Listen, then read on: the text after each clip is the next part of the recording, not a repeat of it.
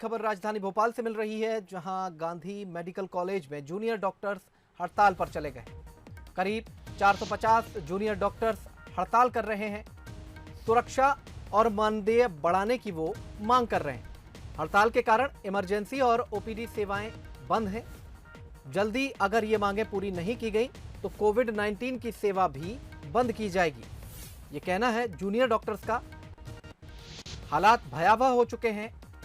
Covid से लगातार पूरा प्रदेश जूझ रहा है और इस सब के बीच में ये बड़ी खबर, जहां जूनियर डॉक्टर्स ने अपनी सुरक्षा और मानदेय बढ़ाने की मांग की है और अगर ये मांगे नहीं मानी जाती तो ऐसे में कोविड-19 का जो प्रकोप है वो लगातार अपने चरम पर पहुंच रहा है। वायरस दिन प्रतिदिन मजबूत होता हुआ नजर आ रहा है, लेकिन इस सब के बीच जो जूनियर डॉक्टर्स हैं वो लगातार अपनी सेवा यहाँ पर दे रहे हैं, ड्यूटीज दे रहे हैं। गांधी मेडिकल कॉलेज में हम मौजूद हैं और यहाँ पर ओपीडी, जनरल ओपीडी के साथ जो कोविड के मरीज हैं, इमरजेंसी के जो केसेस हैं, इन सभी के जो मामले हैं वो देखे जा रहे हैं। कुछ जूनियर डॉक्टर्स की मांगे हैं, उनको लेकर आज से जूनियर डॉक्टर्स हड़ताल पर हैं। आज इन्होंने इमरजेंसी सर्विसेज और ओपीडी का बहिष्कार किया है। डॉक्टर शुभम हमारे साथ हैं, नेतृत्व करते हैं, इनसे बात करते हैं। सर, क्या मांगे हैं आपकी?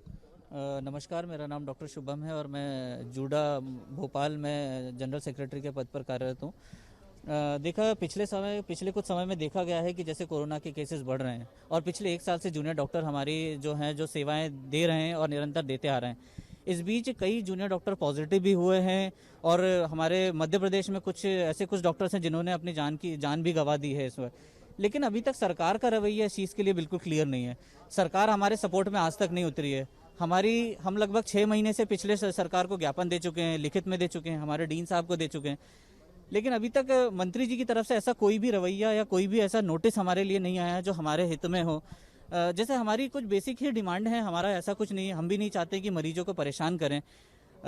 हम कुछ बेसिक डिमांड है ऐसी, जैसे हमारी सुरक्षा है। सबसे पहला मुद्दा आ जाता है, जैसे कई बार रेसिडेंट डॉक्टर जो पॉजिटिव आते हैं उनके लिए हमारे पास रिजर्व बेड नहीं है। रेसिडेंट डॉक्टर पॉजिटिव आता है, घूमते रहते हैं यहाँ वहाँ कि बेड मिल जाए। इधर हमारे एडमिनिस्ट्रेशन में ही बात करनी पड़ती है। बहुत सारी मिन्नतों के बाद में हमें बेड मिल पाता है। कुछ दवाइयाँ ऐसी जो इनिशियली जो हमें खुद से हमारी जेब से खरीदना पड़ रहा है। तो सरकार अपने जो फ्रंटलाइन वॉरियर है कम से कम उनका ख्याल तो रख सकती है।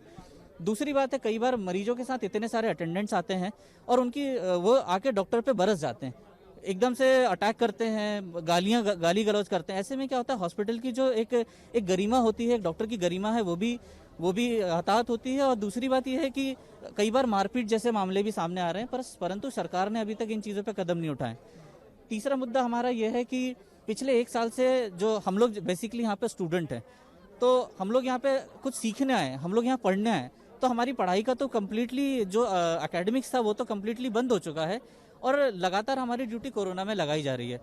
तो जो हम कोरोना ड्यूटी कर रहे हैं उसके बदले में हमें, और जो हमारा लॉस हो रहा है, जो हम प्रैक्टिकल करते हैं, जो हम यहाँ पे डॉक्टर से ऑपरेशन से सीखते हैं, उन सब के बदले में हमारा ऐसा कुछ भी सरकार की तरफ से ऐसा नहीं किया गया। जैसे हमारी फीस माफ़ की जाए या हमारी छात्रवृत्ति में थोड़ी सी वृद्धि की जाए, तो सरकार इन मुद्दों पर बिल्कुल ही चुप बैठी हुई है। अभी तक हमें कोई भी ऐसा बस आश्वासन मिले हैं कि सरकार कर देगी, परंतु उसके लिए कोई टाइमलाइन नहीं दी कि कब करेगी और कैसे करेगी और कितना करेगी। तो इसी से निराश होकर आज जूनियर डॉक्टर्स हड़ताल पर हैं। हम लोग नहीं चाहते कि हम कोविड या कोई भी इमरजेंसी सर्विसेज बंद करें, पर सरकार को जगाने के लिए हमारे पास अब कोई और रास्ता नहीं बचा है। सर, स्टाइपेंड बढ़ाने की भी आपकी मांग है। अभी कितना मिलता है और आप कितना चाहते हैं कि दिया जाए? अभी हम जैसे जो रेसिडेंट डॉक्टर होते हैं वो फर्स्ट ईयर, सेकेंड ईयर और थर्ड ईयर में डिवाइड होते हैं। तो फर्स्ट ईयर को 57, 55, सेकेंड ईयर को 57 और थर्ड ईयर को 59,000 पर मंथ का हमें पे होता है।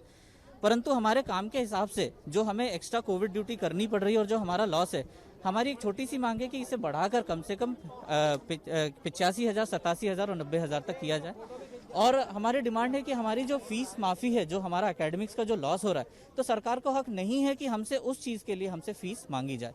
तो हम चाहते हैं कि ये, और 1 साल से जो हम कोरोना की सर्विस दे रहे हैं उसको हमारा जो ग्रामीण बॉन्ड होता है, क्योंकि हम तो सर्विस बाद में जो देने वाले थे वो सर्विस हम अभी दे ही रहे हैं और हमारा एकेडमिक्स का लॉस भी हो रहा है, तो जो हमारा बॉन्ड है उसको खारिज किया जाए। पर ईयर कितनी फीस पे करनी पड़ती है सर आपको? पर ईयर अभी पिछले 1 साल में देखा गया है कि पहले हमारी फीस जो थी, हमारी 50,000 फीस होती थी, अराउंड 50,000 फीस होती थी।